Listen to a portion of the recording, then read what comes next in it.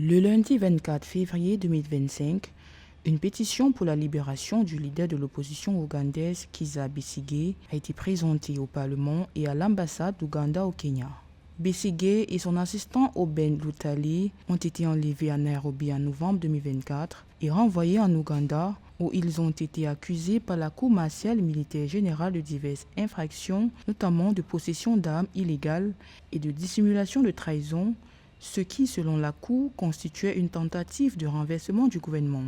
Des manifestations ont été organisées à Nairobi en soutien à un certain nombre d'organisations de la société civile, dont Amnesty International.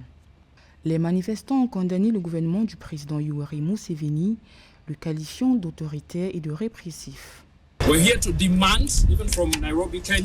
Nous sommes ici pour exiger de Nairobi la libération immédiate et sans condition de Kizza Besigye et d'autres personnes accusées d'infractions similaires ou de dispositions des lois ougandaises qui sont manifestement des innocents qui souffrent des actions d'un système judiciaire qui a été militarisé. Alors que l'état de santé de Kizza Besigye se détériore en raison d'une grève de la faim, les militants ont fait valoir que le gouvernement et les agences de sécurité devraient être tenus responsables de l'enlèvement présumé de Besigye et de son retour forcé en Ouganda. Ils ont également exhorté les législateurs à dénoncer les violations des droits de l'homme en Ouganda. Ce qui est arrivé au docteur Besigye, la violation de ses droits humains et démocratiques, nous préoccupe particulièrement.